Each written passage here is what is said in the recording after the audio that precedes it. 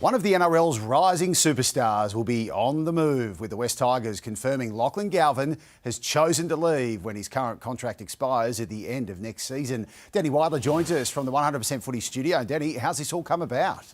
Well, James, on Thursday, there was a meeting between Shane Richardson and Galvin's agent, Isaac Moses. Now, at that meeting, Richardson was planning to make a huge offer to try and keep Galvin at the club. It was going to be a 5-year, $5 million offer plus an upgrade for next year as well. Amazingly, they were told, don't bother making the offer.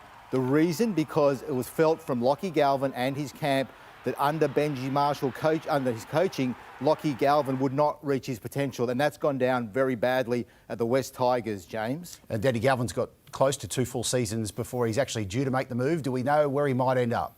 I wish I could tell you, but I can tell you that Phil Gould, the general manager of the Bulldogs, has already called Galvin the best teenager he's ever seen. So the Dogs will be linked to Galvin. Also, clubs where Isaac Moses has the coaches, like at Manly or also at the Dragons, and he has control over those clubs through the coaches. Well, I'd imagine Galvin will get linked to those clubs, and throw in Parramatta as well, where he played his junior football, James. Makes for a big edition of 100% Footy at 8:40 on 9. Thank you, Danny.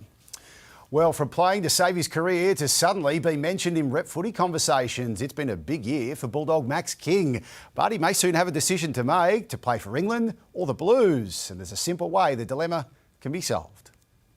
Our first sight of the Bulldogs' injured pair at training since their knee injuries.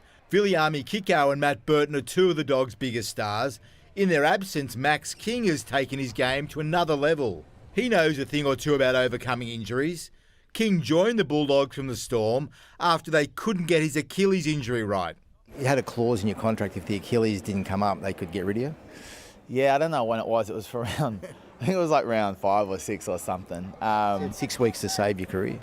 Yeah, I guess so. It sounds daunting, but when I first got here, the first thing Gus said to me was, mate, don't worry, just take it easy. He's also battled sternum injuries in past seasons. His form this year is a result of a clear injury run and some extra gym time.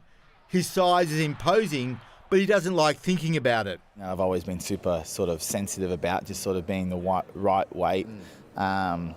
Before games, I don't, we usually weigh in and out, and I get one of the staff to look at it and weigh it in for me. Just because if I'm too heavy, I'll wig out that I'll be too slow. If I'm too light, I'm like, I'm going to get bashed around. But yeah, I'm sitting around 110 every game, so it's a good weight for me. I feel strong. And his form is catching the eye of representative selectors all over the world. England, playing for England, obviously part of your thought process, or?